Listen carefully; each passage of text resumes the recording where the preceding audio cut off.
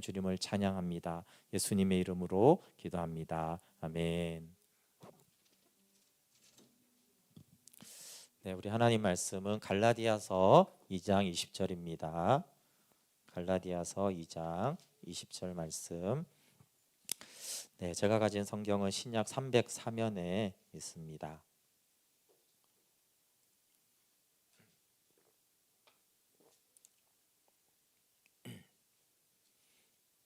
네, 갈라디아서 2장 20절 한 절이니까요.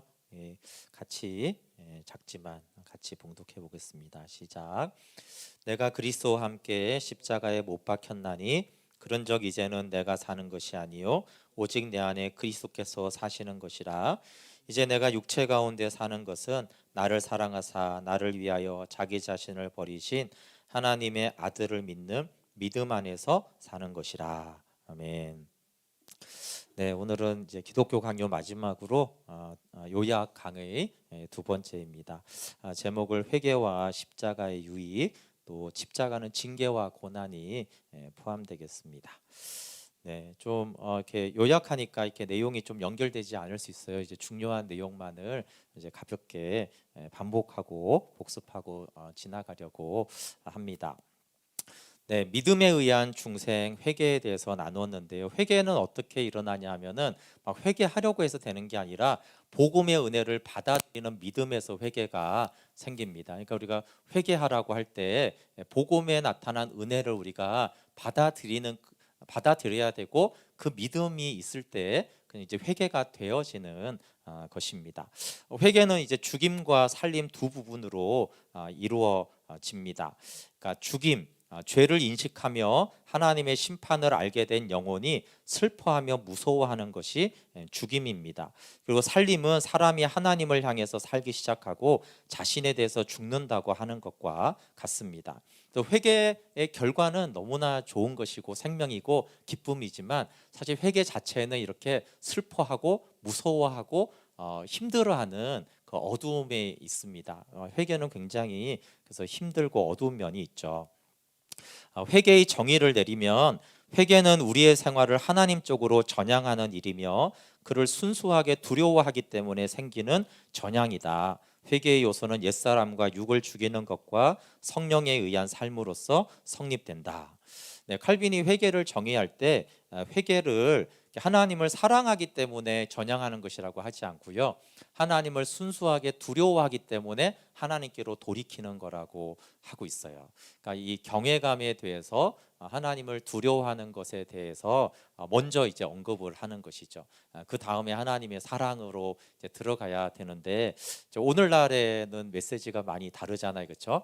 하나님을 사랑해야 된다라는 내용은 전혀 틀린 말이 아니고 진리지만 하나님을 두려워하기 때문에 하나님께로 돌이켜서 하나님을 향해서 살아가는 그 삶이 이제 회개입니다. 근데 이제 이 사탄은 하나님께 대한 이 두려움으로 압도된 것으로 이제 절망이라는 것을 주려고 해요. 그래서 우리가 하나님이 참 두렵다라고 느꼈을 때 그 사탄은 절망을 주고, 그래서 이제 우리가 두렵다라는 단어보다 경외라는 말을 쓰는 것은 성령님에 의한 두려움은 경외심으로 하나님을 대하게 하고, 사탄은 그 두려움, 심판, 죄책 이런 걸로 우리를 절망하고 낙심하게 하는 전술을 핍니다. 겸손의 결과를 낳으며 용서에 대한 소망을 버리지 않는 두려움은 굉장히 유익합니다. 그러니까 겸손을 낳는, 그러니까 두려움이 겸손을 낳기 때문에 두려움이 유익한 것입니다. 절망을 낳는 두려움은 좋은 것이 아니죠. 자기 불만과 과도한 공포에 눌려 지쳐버린 일이 없도록 항상 주의해야 합니다.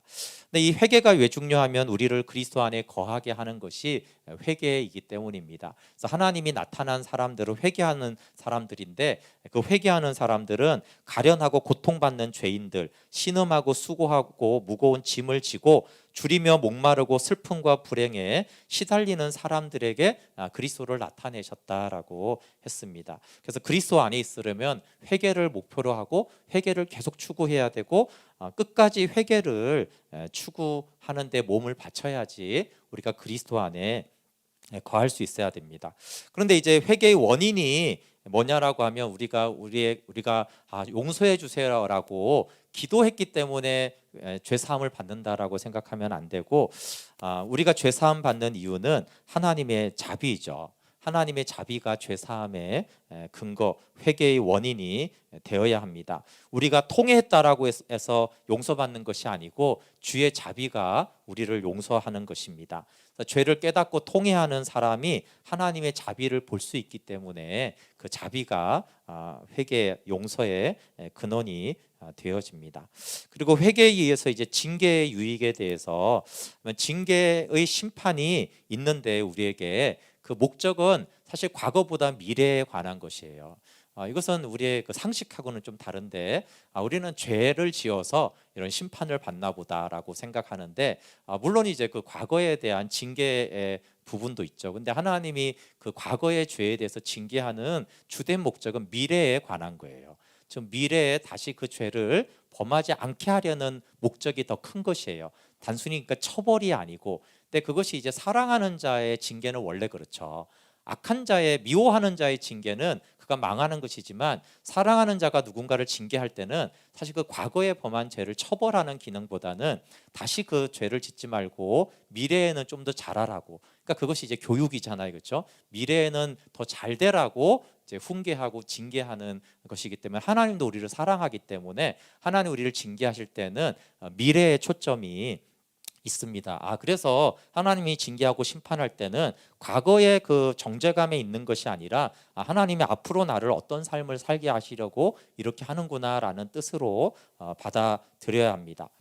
징계로 유익을 얻는 사람들이 있는데, 그들은 하나님께서 자기의 죄에 대해서는 노하시지만 자기 자신에 대해서는 자비하시고 인자하시다라고 믿는 사람입니다. 그래서 징계는 크신 사랑, 값없는 용서, 우리를 사랑하시는 그 풍성한 인자하심을 봐야 됩니다.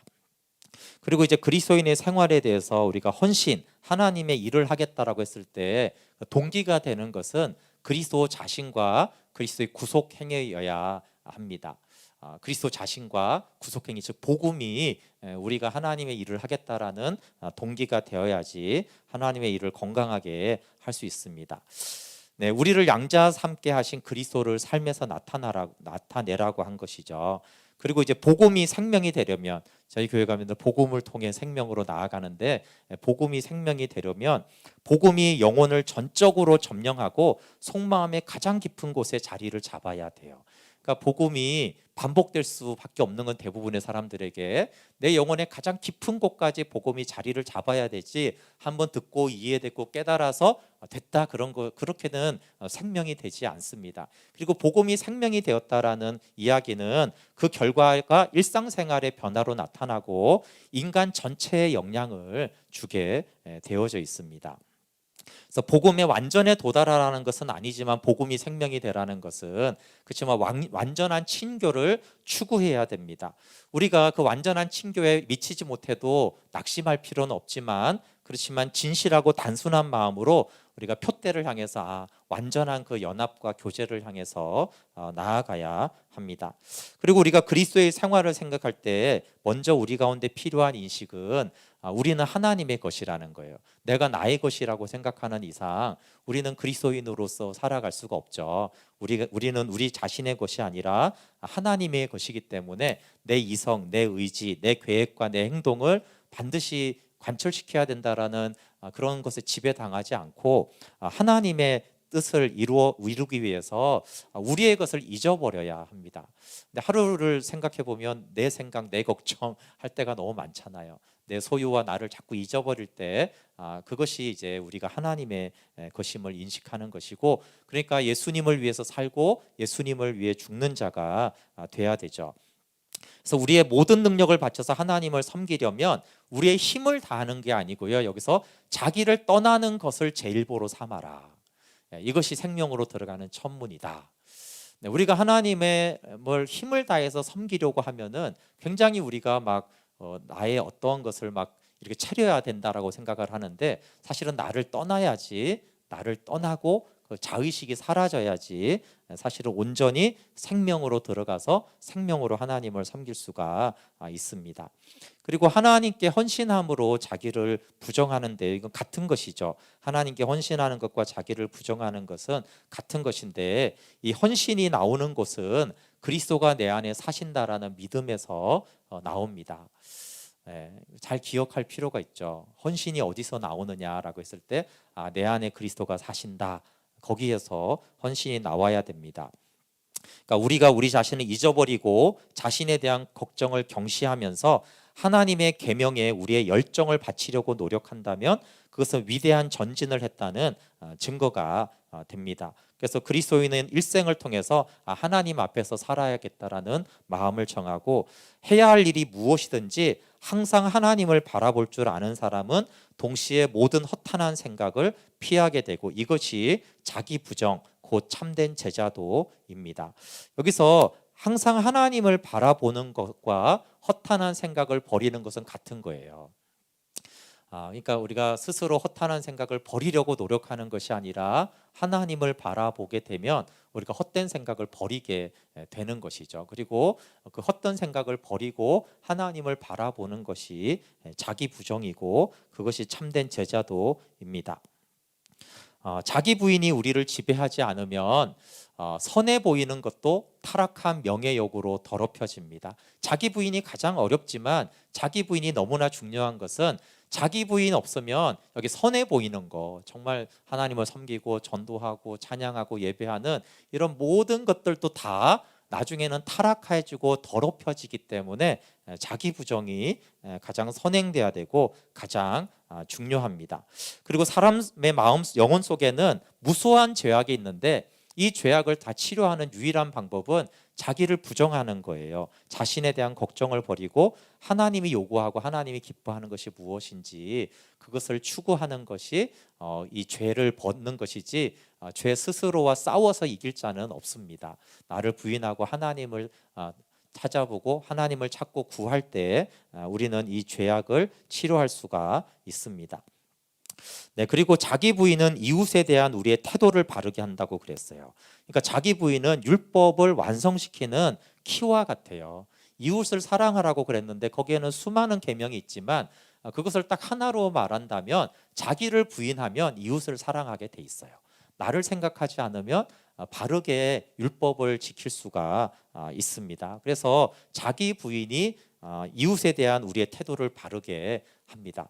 그러니까 이것은 좀 인간의 기준하고는 다르죠. 인간은 외적인 걸 보잖아요. 그러니까 뭐 손이나 뭐 인사하는 거나 고개나 어투나 이런 것을 보는데 하나님은 중심을 보시는데 거기서 자기 부정이 있으면 그 자기 부정에서 나오는 모든 행위는 이웃에게 선을 행하고 사랑을 행하는 것이기 때문에 자기를 부인하는 것이 이웃에 대한 바른 태도를 가지게 합니다. 그래서 하나님 어떻게 하면 만약에 어떻게 하는 것이 이웃입니까? 어떻게 하는 교회를 위해서 어떻게 하는 가정을 위해서 어떻게 하는 것이 어떤 사람을 위해서 바르게 대하는가 그러면은 그러면 너를 부인해라. 그럼 그 사람에 대한 그 공동체를 향한 바른 태도를 알 수 있다 나온다라고 말합니다.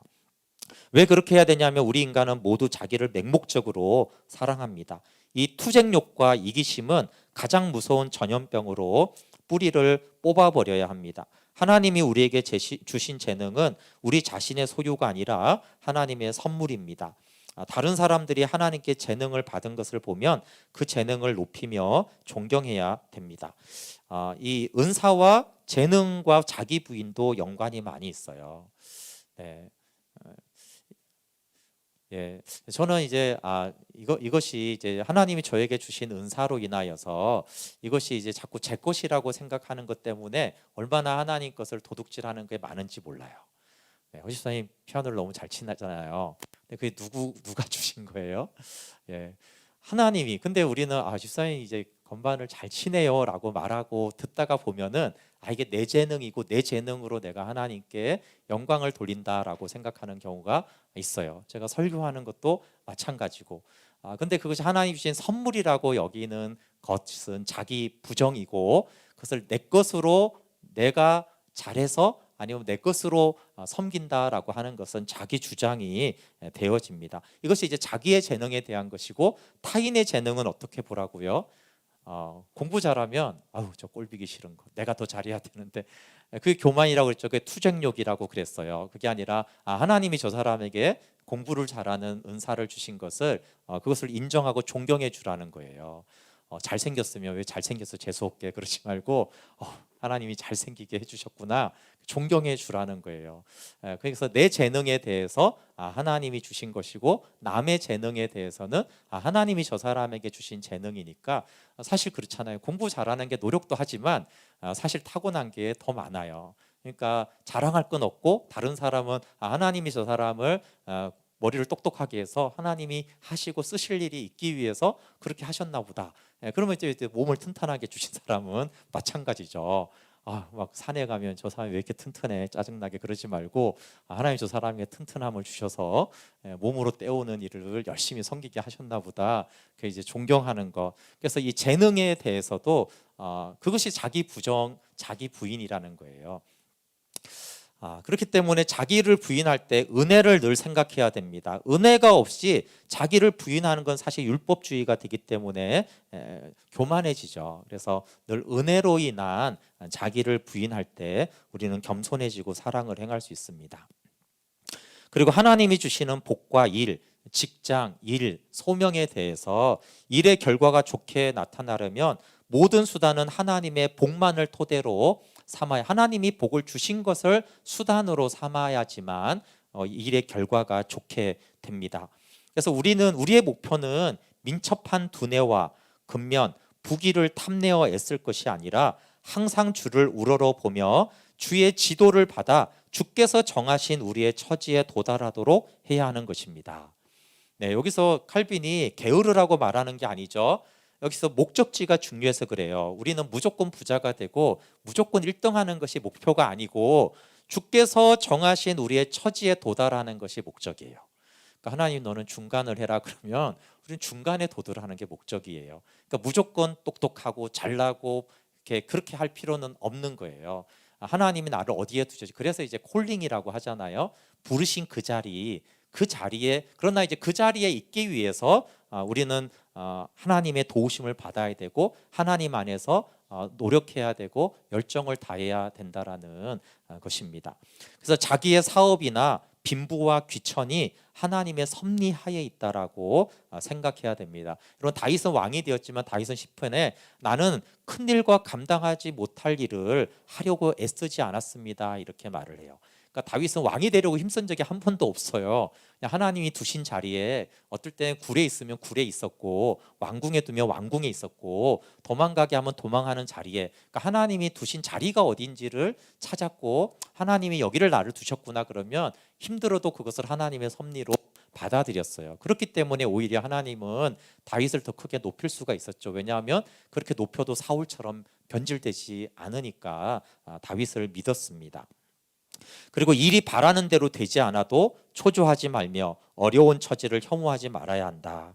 매우 어렵지만 이게 하나님의 섭리를 믿는 믿음이죠. 일이 우리가 바라는 대로 되지 않아도 초조해하지 말고, 어려운 처지가 되어도 그걸 혐오하지 말아야 된다. 왜냐하면 이것은 하나님께 대한 불평이 되기 때문에 그래요.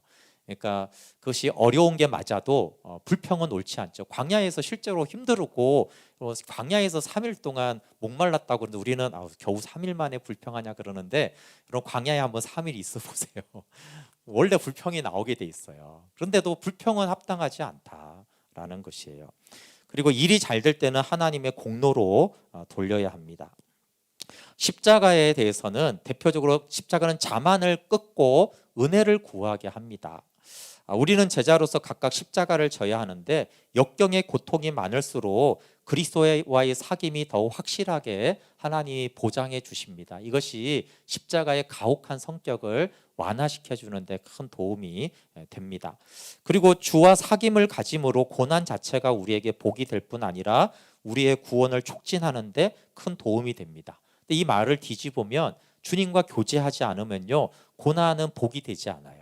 근데 주님과 교제하면 오히려 그 고난은 우리에게 복이 되고 우리의 구원을 촉진시켜서 예수님을 닮게 만드는 데 큰 도움이 됩니다.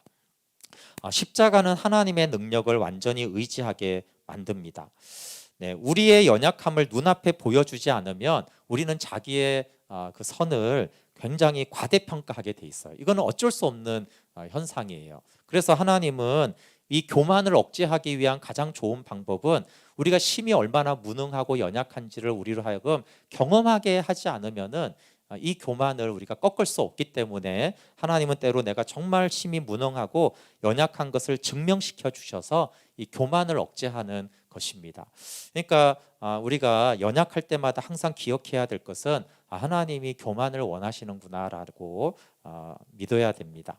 근데 위대한 믿음의 사람들도 이게 필요했어요. 그들도 무덤에 내려갈 때 그 자만심이 꺾이고 모든 것이 위선이었다는 것을 깨달았습니다. 위대한 사람도 무덤에 들어갈 때만 주님, 나는 진토입니다, 나는 헛것입니다 라고 고백을 했습니다. 그래서 칼빈은 인간의 전적인 부패를 가르쳤죠. 인간은 전적으로 부패했고 육신적이다. 그리고 자기 선에 대한 과대평가와 교만이 있기 때문에 십자가가 필요하다라고 합니다. 그러면서 이렇게 말해요. 자기의 선을 과대평가하는 것이 얼마나 큰 영적 걸림돌이면 하나님은 사랑하는 자녀에게 고난을 통하여서 이 자만을 꺾어야 될까? 자기의 선을 과대평가하는 것이 교만이고 그것을 꺾어야 되기 때문에 십자가가 필요합니다. 그리고 십자가는 인내와 순종을 훈련시킵니다. 고난은 이제 주님은 우리의 인내심을 시험하여 순종심을 가르치려는 것입니다. 그래서 하나님께서 주신 각종 은혜가 우리 안에 숨은 채로 무용지물이 되지 않도록 밝히 드러내는 것을 하나님이 기뻐하는데, 그럼 우리 안에 있는 그 좋은 덕성을 어떻게 끄집어내느냐 하는 것이 고난을 통해서예요. 왜냐하면 고난이 없으면 인내력도 없고 인내가 없으면 각종 덕성이 나타나지 않기 때문입니다. 그래서 고난이 하는 역할은 우리 안에 교만은 꺾고 대신에 하나님의 생명으로 주신 우리 안에 귀하고 아름다운 것들을 밖으로 끄집어내기 위해서, 그래서 이제 보통 금을 이제 연단하는 것처럼 재련하는 것처럼 하는 것이 고난이다라고 말씀하죠. 네, 무엇보다도 신자들은 십자가에 의해서 순종을 배웁니다. 순종을 가르치려고 십자가를 주시는 것이죠. 모든 일에 하늘 아버지께서 순종하는 것이 올바른 일이라면 우리는 백방으로 이 순종의 습관을 우리에게 훈련시키는 하나님의 처사를 결코 거부해서는 안 된다. 네, 기독교의 강령은 겸손인데 대표적으로 그러면 어떤 것이 겸손이냐고 했을 때 하나님께 복종하는 것, 순종하는 것이 겸손이죠. 그래서 말씀에 복종함으로 예수님 안에 거하는 것이 겸손입니다. 그래서 십자가 자체는 우리가 좋아하는 것이 아닌데 순종을 배우기 위해서 십자가를 받아들여야 한다는 것이고요. 또 순종의 필요성에 대해서 하나님께 대한 우리의 반역성을 생각하면 순종을 배워야 함을 안다. 그렇게까지 순종을 배워야 하나요? 라고 하는 사람은 우리가 얼마나 하나님을 반역하는지를 모르기 때문이라는 거예요.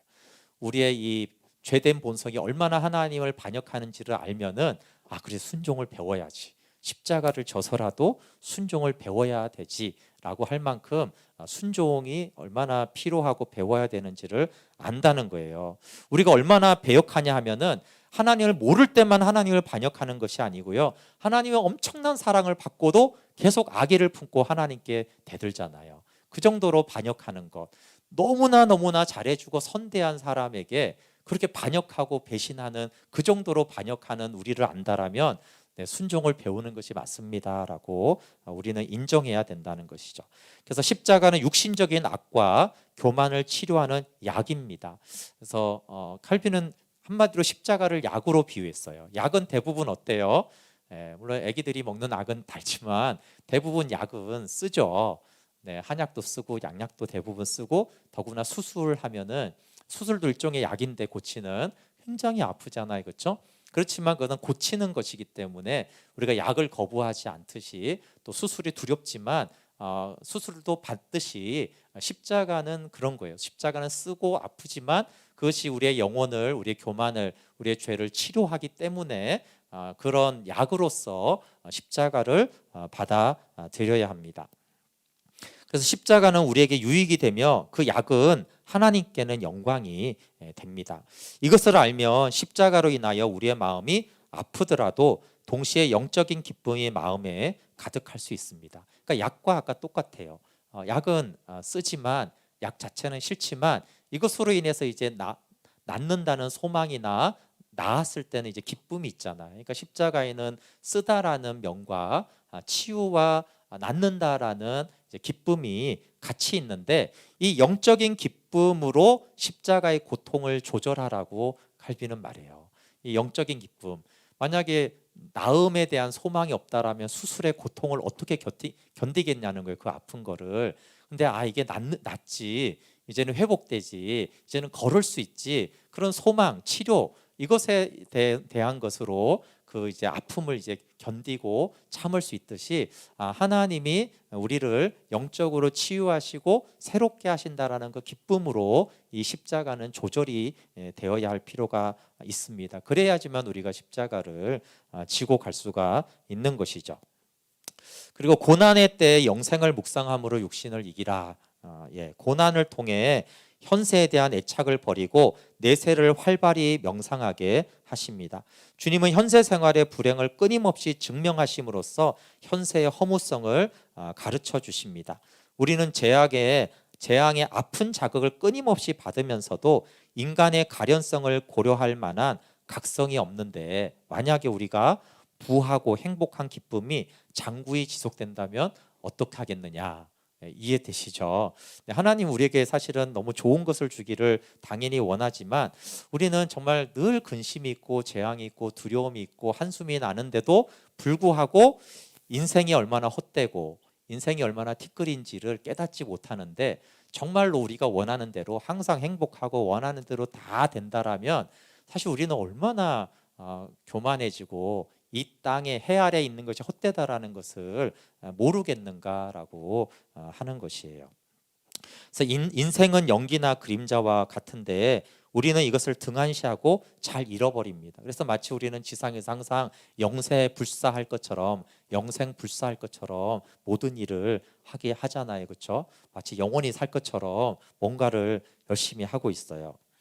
하나님이 고난을 통해서 우리를 가르치려고 할 때 우리가 해야 할 일은 하나님의 말씀을 경청하는 것이 우리의 의무입니다. 그래서 하나님이 재앙으로 우리를 아프게 하고 힘들어할 때 우리가 해야 될 일은 고난하고 싸우는 것이 아니라 말씀을 묵상하는 거예요. 왜냐하면 하나님 뭔가 뜻이 있어서 그런데 그 뜻을 우리가 말씀을 통해서 발견하고 받아들이는 것이 이제 고난의 목적인 것이지 고난 자체에 대해서 우리가 그것을 극복해 내라고 하나님이 그렇게 하는 것이 아니거든요. 자기의 죽음과 부활을 또 기쁘게 기다리지 않는다면 그는 진보가 없는 사람이다. 이것은 복음에 대해서 정말 복음을 알면은 오히려 우리가 기쁘게 죽음을 받아들이고 우리가 실제로 죽는 그 순간에 부활을 소망하게 된다라고 한 것입니다. 네, 또 칭의에 대해서 이제 칭의를 깊이 알려면 하나님의 심판대를 알아야 된다고 그랬어요. 그래서 우리가 구원의 복음, 칭의는 의롭다고 칭하다라는 것인데 여기서 하나님의 심판대를 아는 것이 매우 중요합니다. 칼빈이 이 심판대를 얼마나 중요하게 여기냐 하면요. 여기에 만일 모든 사람이 하늘 재판관 앞에서 자기의 죄책을 인정하고 용서를 받고자 기꺼이 엎드려 자기가 아무것도 아닌 것을 고백하지 않는다면 이 논의 전체는 어리석고 무력하게 될 것이다. 그러니까 기독교 강요 전체를 말하는 거예요.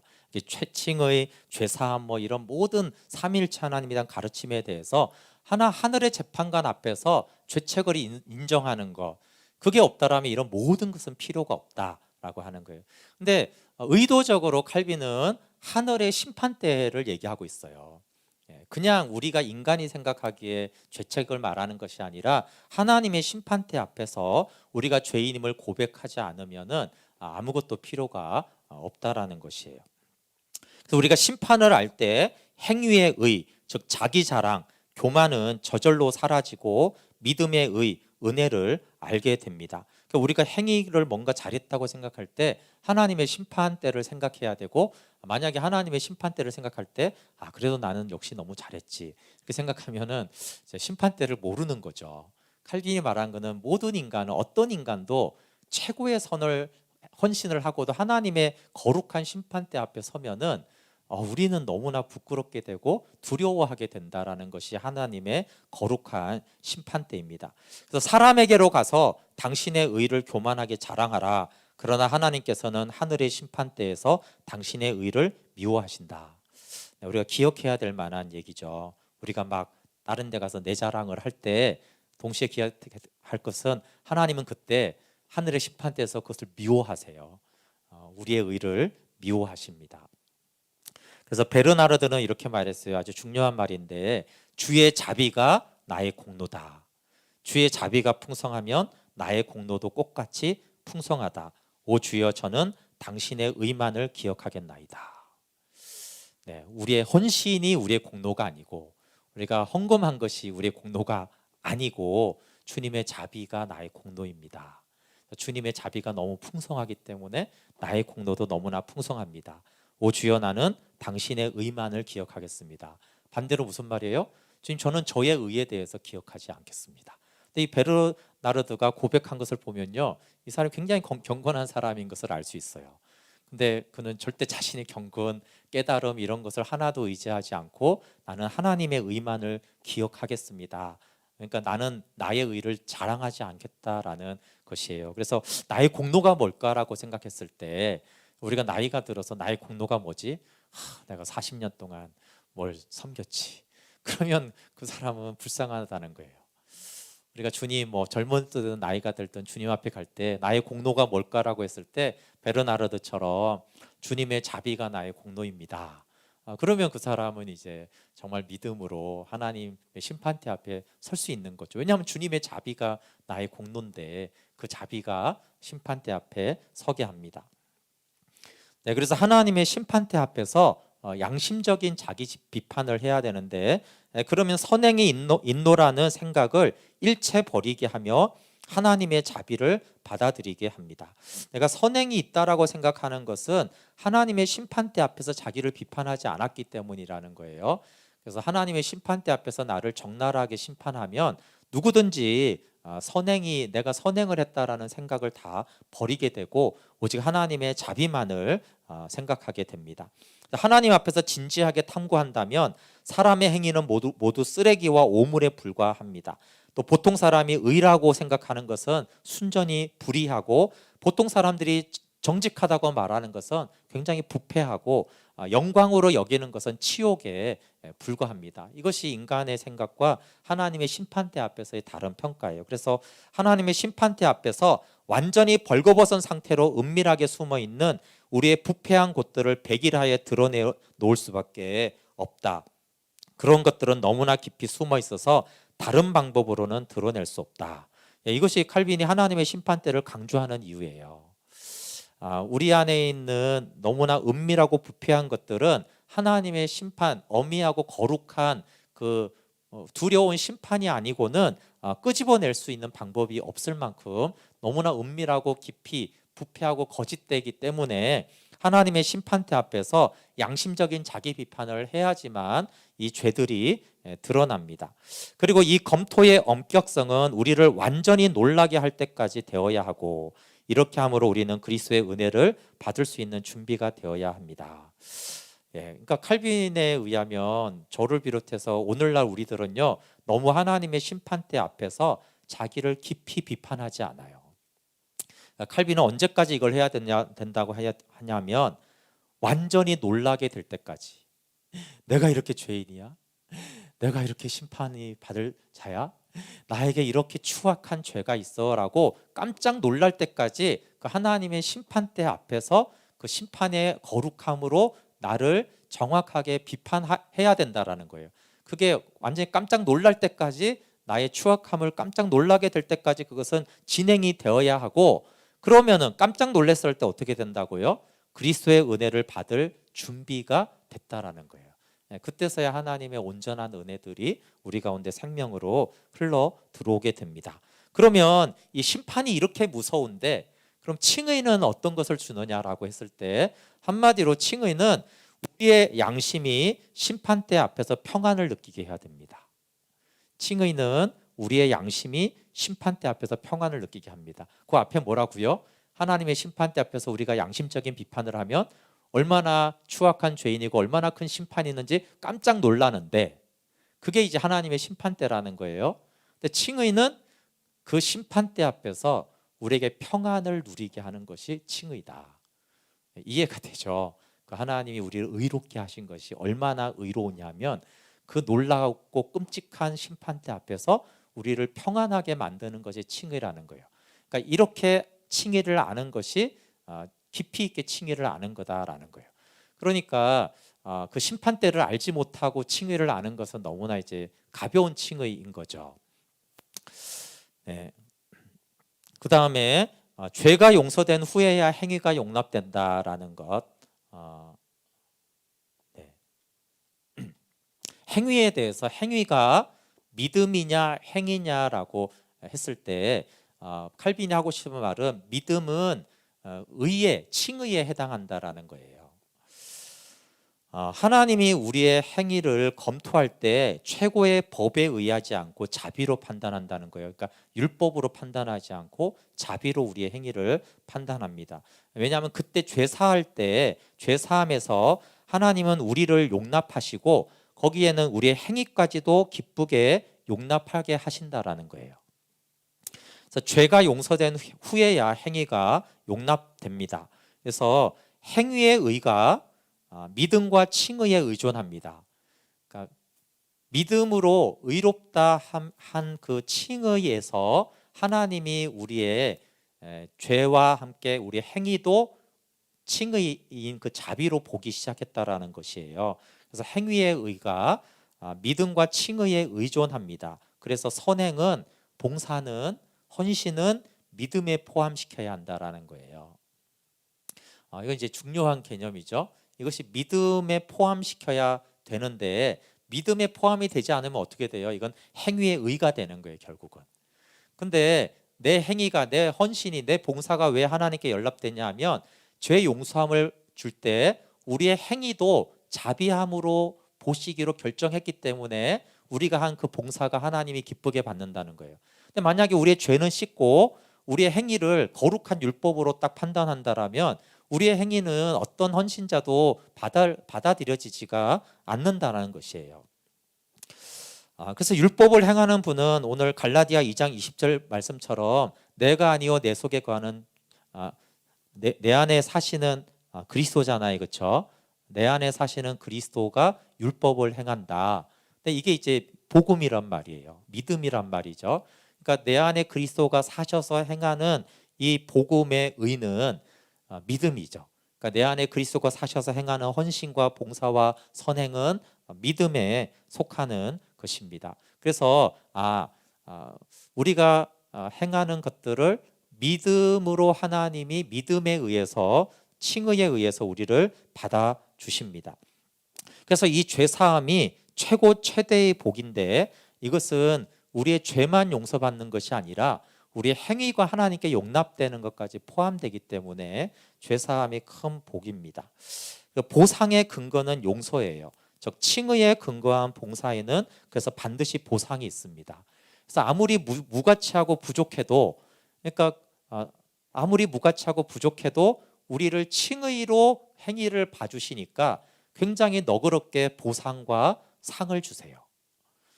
그래서 여러분 헌신하고 하나님 나라를 위해 수고한 것에 대해서 하나님이 반드시 보상을 주시는데 왜냐하면 그것이 용서 안에서 보시기 때문에 넉넉하게 하세요. 그러니까 오히려 우리가 인간이 어떤 거는 평가해서 주잖아요. 너는 잘했다 못했다. 근데 용서와 사랑 안에서 이미 보기로 결정한 상태에서 보기 때문에 몇 점을 맞든 얼마나 잘 못해도 그 아이에게 상을 주는 것처럼 상을 줍니다. 3권에서 이제 마지막으로 다룬 것이 이 부분 했고요. 경건한 자의 어머니인 진정한 교회에 대해서 좀 나눴었습니다. 교회는 그리스도와 연결되어 있습니다. 그리스도가 머리고 교회가 몸이잖아요, 그렇죠? 그래서 몸 안에 있다라는 것은 그리스도와 연결되어 있다라는 뜻이고, 이것을 이제 칼빈은 하나님이 우리 아버지니까 교회는 어머니와 같다. 아버지와 어머니 다 꼭 필요한 생명의 젖줄인 것이죠.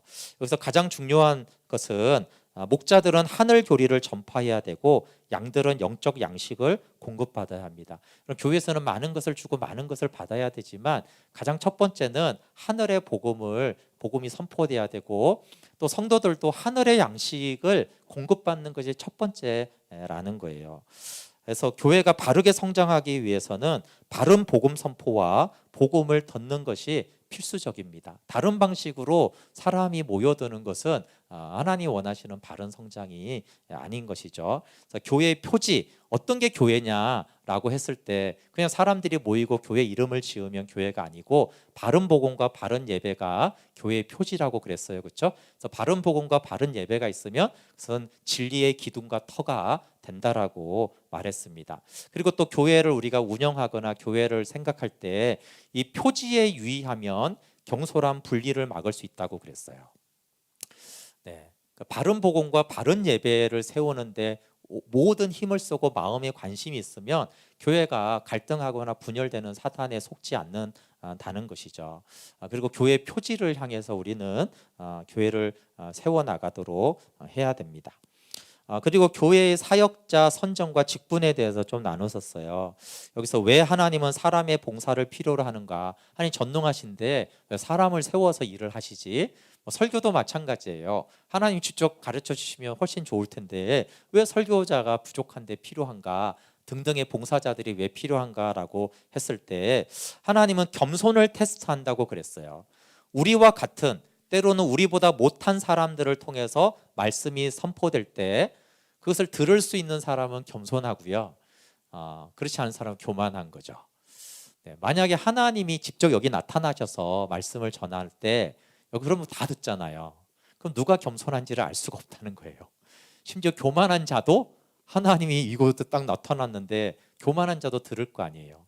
그러니까 하나님은 겸손한 자를 드러내고 겸손을 테스트하기 위해서 연약한 사람을 하나님의 사역자로 사용하신다라는 거예요.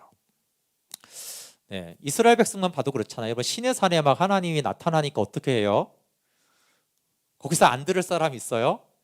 없죠. 너무 두려우니까 모세 네가 가 그러잖아요. 근데 모세가 말하니까 어때요? 대들고 막 이러잖아요, 그렇죠? 하나님이 신의 산에서 들어라 이런 대들 사람이 있겠어요, 감히?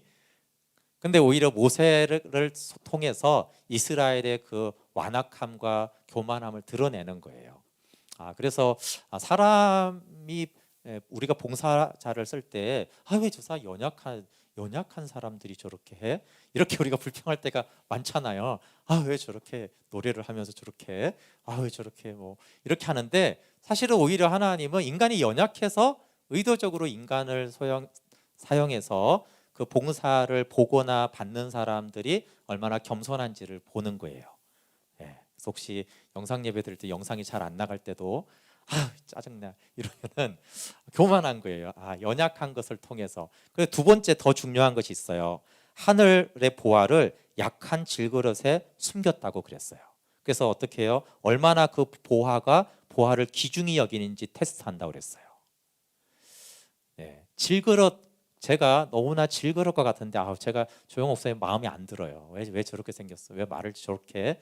질그릇인데도 마음에 안 드는데도 그 복음은 너무너무 좋아. 그럼 그건 뭘 뜻해요? 그 복음이 보화라는 것을 인정한다는 거예요. 근데 너무나 완전한 사람이 복음을 전하면, 여러분 아이돌이 뭐라고 하면 가사 뭔지 모르고도 너무 막 좋아하잖아요. 그러면 그 아이돌이 좋은지 그 노래가 좋은지를 구분이 안 가는 거예요. 근데 정확하게 못생기고 막 이상하고 추하고 하여튼 더럽고 마음에 안 드는데 그 노래가 너무 기가 막히고, 그럼 그 사람 노래를 좋아하는 게 정확히 맞아요. 마찬가지로 정말 복음을 좋아하는 거냐, 정말 복음을 듣고 싶은 것이냐. 그래서 오히려 연약한 질그릇에다가, 그릇은 초라한 데다가 하나님의 보석을, 예수 그리스도를 담았다라는 거예요. 그것을 통해서 우리는 보화를 어떻게 내가 대하는지를 알 수 있어요. 정말 보화를 발견한 자는 아무리 포장지가 안 좋아도 그 금덩이는 굉장히 소중한 것이 되겠죠. 근데 보화가 별로인 사람은 아이고 뭐 종이 조각에다가 저거 싸가지고 그러면서 그것을 터부시할 거예요. 그래서 사실은 그래서 연약한 사람을 사용하는 것, 물론 우리 입장에서는 우리가 좋은 사람으로서 최대한 잘 섬겨야 되는 것이지만, 그러나 하나님이 의도적으로 연약한 사람을 사용한다라는 것을 우리가 알 때 얼마든지 연약한 사람들이 교회 복음이나 섬김의 통로로 쓰임 받을 수가 있다는 것도 인정해야 됩니다. 네, 그리고 복음 선포하는 것이 가장 중요합니다. 그래서 강단에서만이 아니라 소그룹에서 교제 가운데서도 복음을 나누는 것이 가장 중요해요. 또 하나님이 주신 소명에는 내적 소명과 외적 소명이 함께 있어야 됩니다. 또 권위와 발언권은 소명에 얼마나 충성됐느냐에 근거해야 됩니다. 네, 마지막으로 사랑을 따라 교회 규정을 정하라. 교회 정치와 예배 어떻게 규정을 정하고 여러 가지 교회마다 어떤 규칙들이 있는데, 거기는 사랑과 예절과 양심 세 개를 기준으로 정하는데 특별히 사랑을 기준으로 하라고 그랬어요. 어떤 사람은 명확한 규정을 싫어하는 사람도 있는데 사람들이 다 관습이 다르고 마음이 다르고 기질이 다르고 성향이 다르기 때문에 사실은 정확한 규정이 있어야지만 하나가 될 수 있다라는 거예요. 그래서 하나가 되기 위해서 규정을 만드는 것이지 올가매려고 하는 것이 아닌 것이죠. 그래서 교회법의 목적은 예배의 모든 일을 적절하게 하고 공동체를 사랑으로 질서를 유지하기 위해서, 하나됨을 위해서 법을 만들고 시행해야 되는데, 사랑을 인도자로 삼아 규정을 정하라고 했어요. 그러니까 사랑이 더 많아지는 방법으로 어떤 규칙을 정하는 것이 가장 좋다. 그리고 외형적인 규율과 의식은 시대에 따라서 바뀌고 그 공동체에 따라서 바뀌고 다를 수 있으니까 정할 필요는 없고, 다만 교회의 덕이 되는 방향으로 그 공동체가 정하면 됩니다. 그래서 이제 교회가 규정이 있고 규칙과 법이 있기 때문에 자유를 누리지만 동시에 그것 때문에 어떤 사람들은 자유가 좀 제한이 되잖아요. 그러나 이것은 사랑이 더 많아지고 하나됨을 위해서 이 제한을 받아들여야 합니다. 그리고 하나님께 순종하고 이웃사랑의 방식으로 우리가 계속 규정들을 세워나가는 것이 필요합니다. 네, 우리 함께 같이 좀 찬양하고 기도할게요. 네, 요약하느라고 여러 가지 많은 내용을 제가 나눴는데요. 그래도 제가 제목을 이제 회개와 십자가의